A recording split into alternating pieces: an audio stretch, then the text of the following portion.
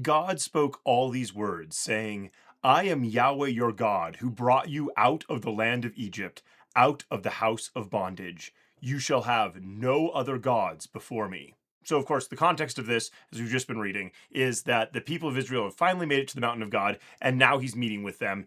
And Moses has gone up and down a whole bunch of times, or just a couple times, whatever. That's all odd, right? But now God is finally going to start talking to them about things. And if you have headers in your Bible, this is probably labeled like the Ten Commandments. That's not how this starts, because it starts with God saying, I am Yahweh your God, and I brought you out of Egypt, out of the land of bondage, out of slavery. And so this is actually more of a covenant connection thing. This, while there are commands, right? There are things you have to do. This isn't really about command as much as it is about covenant. That these are people that God has chosen for himself, and that if they're going to be that, they need to behave in certain ways, right? So that's what the context of all of this is. It's not that God is up there saying, hey, I want to punish you if you don't do the right thing. It's now that we are together in a covenant relationship, this is how you need to behave. Okay. And there's a lot of historical stuff connected to this from a textual standpoint and other types of connections and stuff. But this is the only law system quite like this. Now, there are other law systems, and we'll get more into specifics in a minute. But right now, this is a covenant more than law specifically. I hope that's clear. Okay. And you shall have no other gods before me.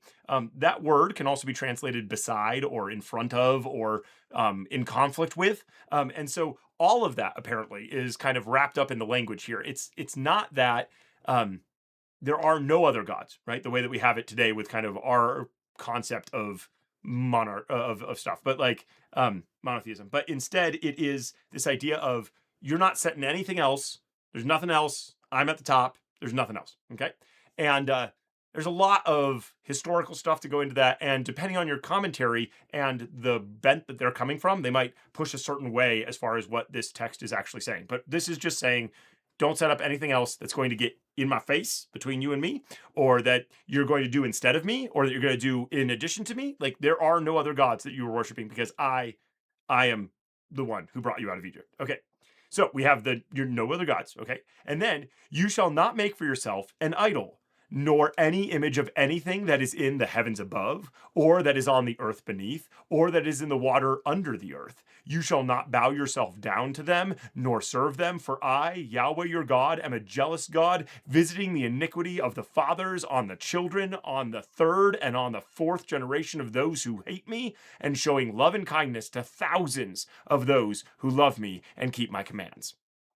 Several things going on here. Okay, so first, you're not going to make yourself any idol. Okay, and this is actually not so much about other gods and worshiping other things as God, because we just had a prohibition against that right above this, right? So we already said no other gods. So the idol thing might actually be more connected to you don't make any images of me that you're going to try to manipulate me to do something. You can't control me. Okay, I'm God. You can't control me, right? That's the concept here, apparently, and that's really interesting. And then, do you notice the cosmology of three spaces? Right, we have the heavens above, we have the earth, and then we have the waters under the earth. Okay, and this is all over the text of Scripture, and this is the cosmology of this people group. Like this is what people thought the world was like back then. They didn't have deep sea trench, divers, trench things that you could go down in the trench and be like, oh wow, there's no, like the abyss. You're going into the deep. Like where are you gonna go? There's nothing down there. Okay. Similarly, there's a sky up there. There it is. Like there is three tiers, and that's it, right? And that is all part of the imagery that they are drawing from. Okay. It's okay that we today know that there's more to the universe than this three-tiered cosmology, and that water is not the thing at the bottom. Okay, like we know all that. That's okay. This is their cosmology in this text. This is probably going to come more clear as to why this is important as we keep going forward. Hopefully this becomes clear as we go. Okay, so we have that. And then we have this interesting thing about God being jealous and visiting the iniquity of the fathers on their children. And this leads to some questions, because elsewhere in Scripture it says, hey, I'm not gonna punish children for the sins of their fathers. But here he's visiting the punishment of what's going on with this. Okay, so the 3 and 4 generations is not that God is like, hey, you messed up, and so I'm gonna go kick your grandchildren. That's not the purpose here. Instead, it's taking from the imagery of a grandparent, and then their kids, and their kids, and their kids, probably all lived in the same house and or household. So if you go astray, then your whole household is going to suffer the consequences of that. And so if you're doing something that you shouldn't do, your whole family is going to experience problems because of that. So it's not that God is going to hunt down your great grandkids or anything like that because he's mad that you hated him. It's not that. It's that if you're going to turn against God, that affects the entire family unit that you are part of right now. But then notice that if you love him, we've got thousands of generations. Like, okay, if we're taking 40 years as a generation, then that's 40,000 years. That's more than like recorded history by a lot. Okay, like that's a lot. Okay, so it's not that God is like, I'm gonna have this generational thing that's gonna follow you and it's gonna no. This is that your actions affect your family, but if you follow God and love him, he is thrilled to bless for a long time. Okay, that's what's going on here. Okay, and now you shall not misuse the name of Yahweh your God, for Yahweh will not hold him guiltless who misuses his name. Okay, so this one often is translated to like, don't say bad words. And I am not suggesting that you should say bad words. That's not the purpose here, but that's not what this passage is about. So if the first one is about you're not supposed to have any other gods, and the second one is you're not supposed to try and control God using images or saying that this is God because we're putting him in a box, we're putting him in a calf symbol, we're putting him in whatever. Like, no. God's way beyond it. You can't control that. Also, you don't control other people by saying, oh yes, God told me such and such, and so therefore you're going to do this. Okay, you don't get to speak for God to try and get things to happen. That is not how this works. And I think that we can expand this even further. So if you are claiming to be an image of God, which by the way, we just talked about, you shall have no images. And if we go back to like Genesis, right? We're going to make man in our image, like man, male and female. This is an image of God. These are image bearers. We are image bearers of God. And so if you're going to go to another image bearer and be like, well, God told me this, so I'm going to manipulate you. No, you don't get to do this. And if you, as an image bearer of God, are going to start behaving in ways that are not in line with what he wants, well, then you are also breaking this because you have his name. You're being his image. You're misusing the name of God in this way. Now, I'm also not saying, okay, not saying that you should go start swearing, okay? That's just not the purpose of this particular passage. Okay, remember the Sabbath day to keep it holy. You shall labor 6 days and do all your work. But the seventh day is a Sabbath to Yahweh your God. You shall not do any work in it, you, nor your son, nor your daughter, your male servant, nor your female servant, nor your livestock, nor to the stranger who is within your gates. For in 6 days Yahweh made the heaven and earth, the sea, and all that is in them, and rested the seventh day. Therefore Yahweh blessed the Sabbath day and made it holy. So here we have this Sabbath. We're supposed to take a break, and it's not just us. It's everybody. It's the animals, it's your children, it's your slaves, it's the people who are visiting from out of town who aren't even part of your community. Everybody's resting, which we're coming out of bondage and slavery. And now you will rest. What you're going to do, rest. Okay. That's what we got to do here. Okay. And this is because God made the earth this way. And notice that we have, again, the three-tier cosmology, heaven and earth and the seas and all that's in them. Okay. So we're doing that too. Okay. Honor your father and mother, that the days may be long in the land which Yahweh your God gives you.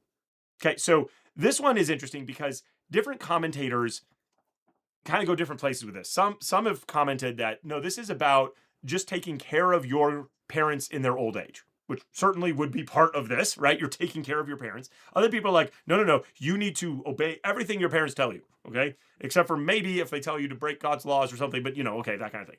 And so there's a wide spectrum of how Christians try to apply this, how Jews have tried to apply this over the years. And so just know that that's out there. But whatever this is, it is definitely part of keeping society functioning and working. And definitely we're supposed to honor our parents. Like that's absolutely supposed to be here. And what's interesting is that you also get this extra blessing if you do so. Like the purpose of doing so is so that things go well, not only in your family, but then in when your kids are older and they're taking care of you. Like this keeps society going well. So like this is good for you.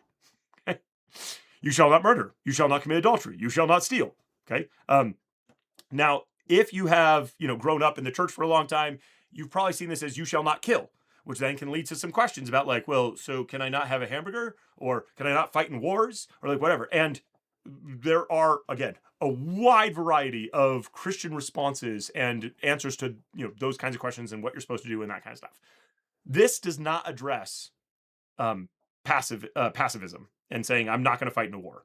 This is truly about you're not going to go scheme and kill somebody else. It's not even about accidentally killing somebody else. In fact, that comes up later if you just keep reading. There's far more laws about that kind of stuff. But here, you shall not murder. You're not over there like I'm going to get rid of that person. Okay, you're not doing that. Also, you shall not commit adultery. We in modern Western America have certain views of what this means. They had very different views back then. This is a largely polygamous society. You have multiple wives. And so, you can't sleep with somebody else's wife. That would not be appropriate, okay? Because now you're mixing up whose kids are whose and that kind of stuff. We're not doing that. But if a guy goes and sleeps with a virgin, she's not married, all that, well, then he's just going to add her to his family. So it's very different from our modern conceptions. Okay, that's how this is. That's part of the culture. That's part of this whole thing, which again, is building to some stuff that we're going to get to as we keep going. So just notice that this is different. What they mean by adultery is very different from what we would push it even further today. And I think rightly so. I think that is actually based on the Bible and Genesis and other stuff that we're pulling from, but it is not what they're specifically thinking about. What we're thinking about is not what they're thinking about. Different culture. You shall not steal. Everybody agrees with that. Okay, like there's not another culture that I am aware of in the ancient Near East that is like, oh yeah, stealing, let's go for that. Okay, no, that's not good for society. Things break down if people can just take stuff from other people. Okay, like that's not going to work well for society and keep things going well. And just hold on to these other laws and things around you. Just keep that as we go. Okay, you shall not covet your neighbor's house. You shall not covet your neighbor's wife, nor his male servant, nor his female servant, nor his ox, nor his donkey, nor anything that is your neighbor's. What's interesting about this is that all the other commands have very clear, like, you can see when somebody's broken it, right? Like, here's a dead person. Oh, my stuff is missing.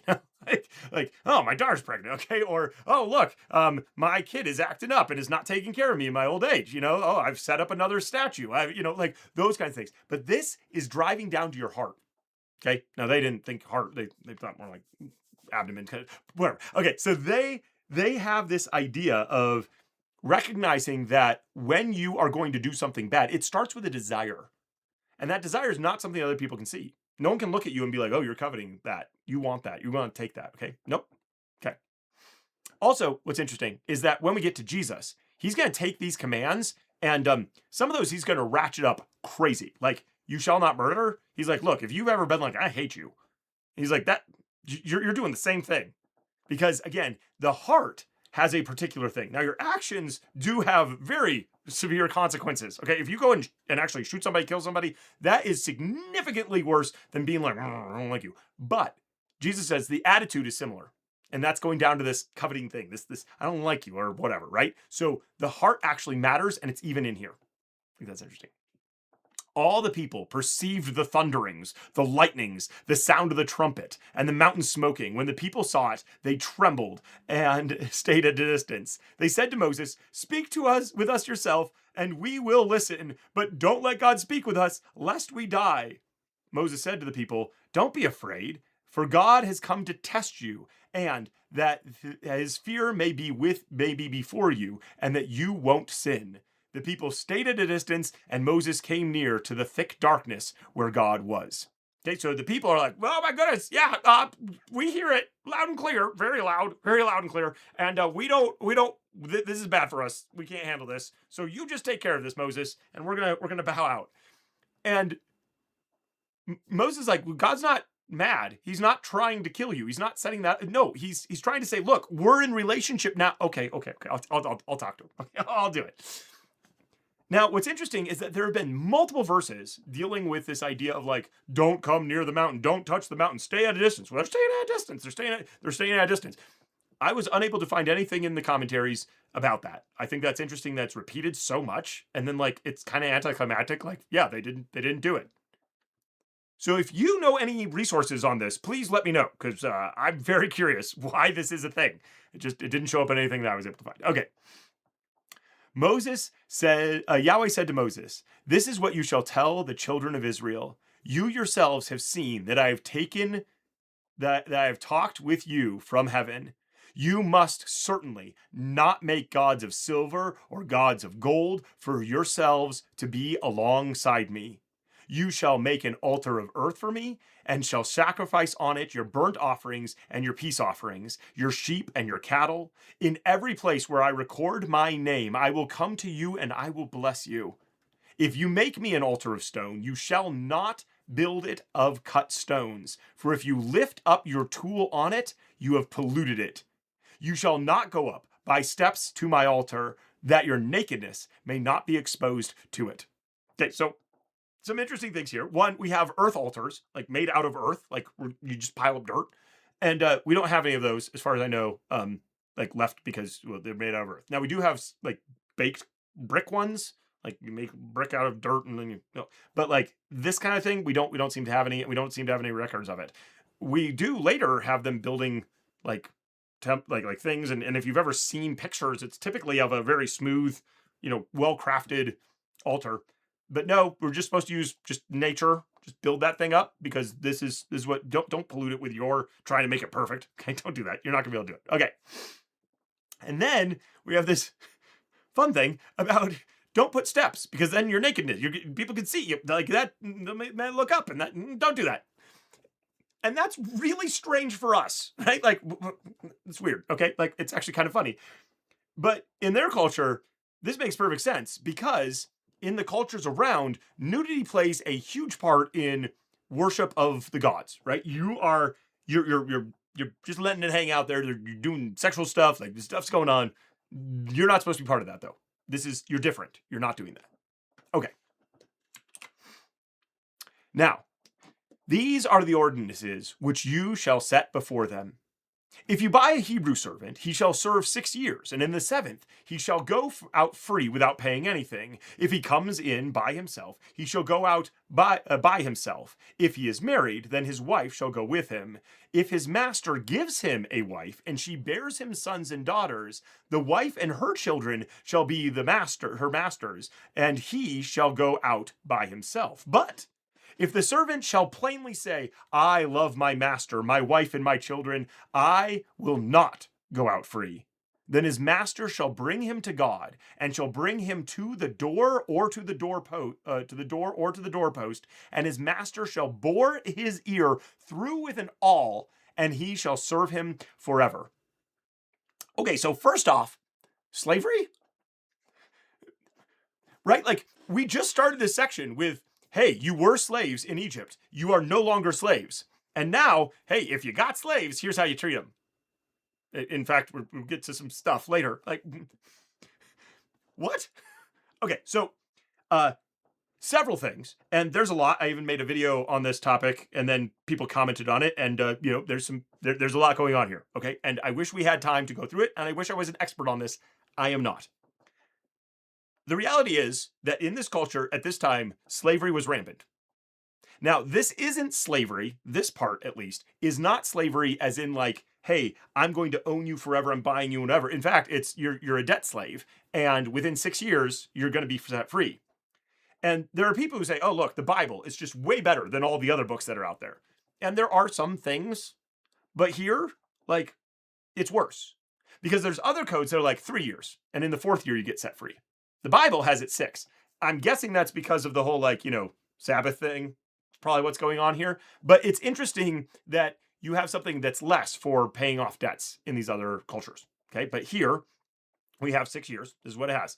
And this is part of the system, because if you're poor, you can't go get a loan from the bank. If you don't have any resources and your family is starving, you can sell your work to other people where you're like, You don't have to take me on as employee. In fact, I don't have employees. It's like, I'm going to work for you, and whatever you need me to do, I'll do it. Okay, just let me do it. Okay, and I'll be that. Okay, and then you have this thing of, okay, yeah, if you're coming in, you got a family, you're all going. But if you take a wife while you're married, okay, if your master gives you a wife, then she's going to stay, and your kids are too. And so you're likely to be like, no, I want to stay. Like, what are we doing here?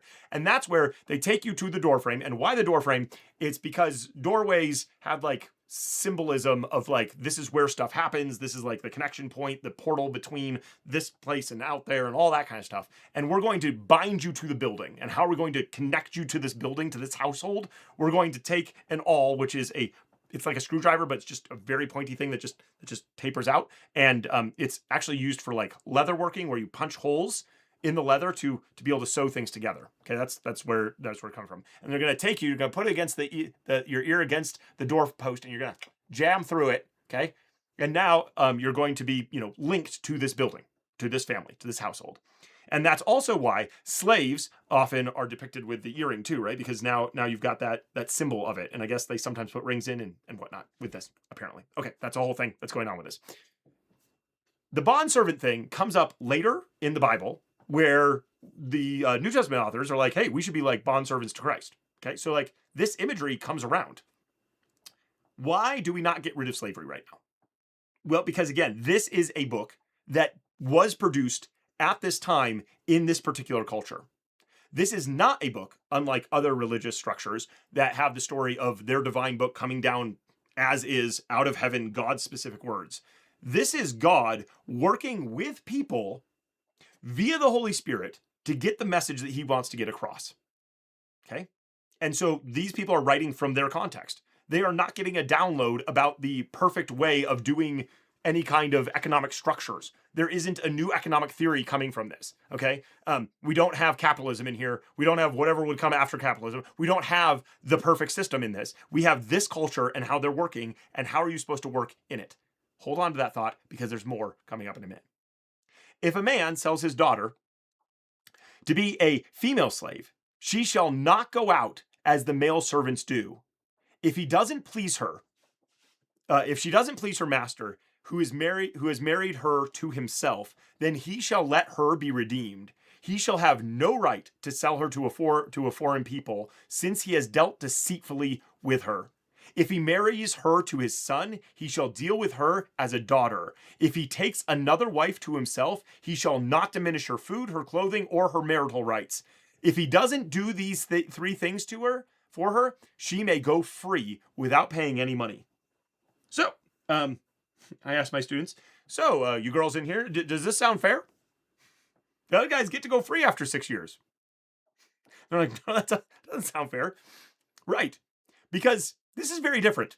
This is not, hey, I'm going to go wash your clothes and do the dishes and scrub your floors and whatever. Although you will be doing that. But this is concubinage. This is, you are not a wife with all those status things, but you are a wife. Just not a wife with status.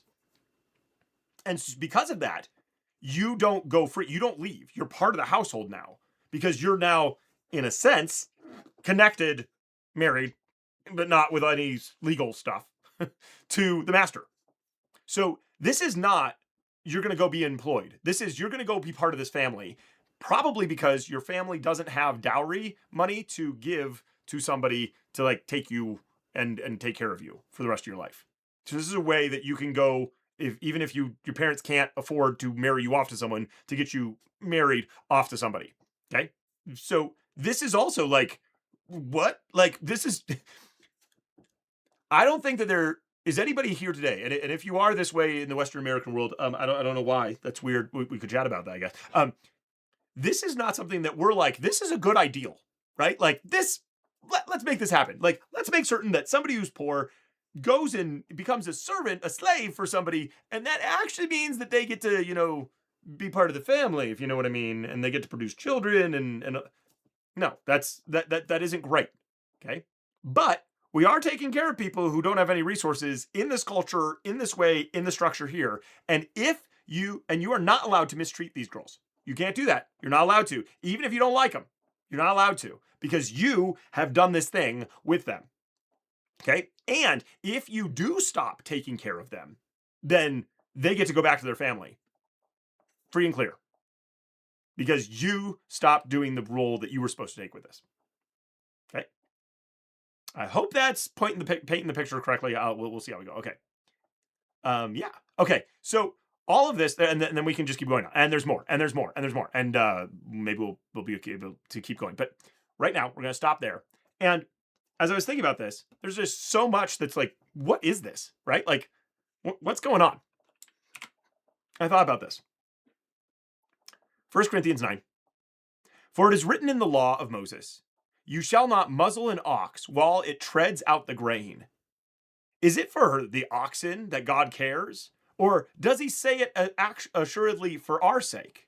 Yes, it was written for our sake, because he who plows ought to plow in hope, and he who threshes in hope should partake of his hope. If we sowed you to spiritual things, it is a great thing. Is it a great thing that we should reap your fleshly things? If others partake of this right over you, don't we yet more? Okay, so Paul is taking this passage from Deuteronomy. He's saying, look, there's this passage way back in Deuteronomy that says that you're not supposed to muzzle the ox while it threshes the grain. So you've got your grain and it has that hard coat on the outside. Like if you've ever had popcorn, you can't eat it until you've popped it because that hard shell is there. Okay. But you're not popping popcorn. Instead, you're having an ox like smash it down. Okay. And it's walking over food. And you don't want it to eat that food because like that's going to eat up all my food. I need that. Okay. No. You don't get to muzzle that ox. You don't get to say, oh, you're doing it. No, it's working. So it should be able to eat the food that it's working to pay for, its work. And Paul is like, you think this is about animals only? Like clearly it's for animals, but like you think that's what God really wanted. What's interesting is that if you go to like Chabad, and I should have pulled this up for you. If you go to Chabad and you look up this passage and look at their notes, that's exactly what the Jewish rabbis writing, hundreds of years later are coming to. They're like, well, why is it an ox? Why does God specify an ox? Well, it's because he's not talking about humans. He doesn't want to include humans in this. Animals, sure, not humans. But here's Paul being like, you think this is just about the animals? No, this is about the humans. So the fact that we have Jewish thinkers debating this is actually not surprising because Jewish thought has a long history of people with competing ideas, and that's totally cool. And Christianity has that too, and I think that we've lost a lot of that, which is part of the reason why I'm so passionate about teaching it this way, because Christians, as I've noted many times, have different views on these things. And within Judaism, that's totally expected and actually like a good thing, and they argue about it. And here in Christianity, at least Western American Christianity, we tend to be like, oh, well, you're wrong, so bad you, okay? We go for like splits instead of being like, I disagree, but okay, So we have these different perspectives here. But here, Paul is saying, look, what's going on with this passage is actually about taking care of people. And I think that that's a lot of what's going on in the Bible, especially with these older, harder texts where we're like, that's weird. Like, what? Should we be following that? No, because when you read the rest of the Bible, when you read this stuff, and as we progress through time with the Holy Spirit following that, it becomes clear to Christians, no, we're not supposed to do that. Then there's other Christians who are like, I disagree.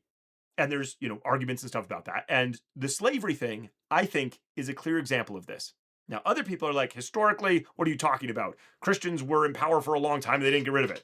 Okay, I think there are lots of factors in this, and I'm not here to argue all that stuff, nor am I a historian nor an expert in all of this stuff. But we know that there were Christians who were at the forefront of getting rid of slavery because of passages in Genesis and all the way through where they're like, nope, this doesn't fit.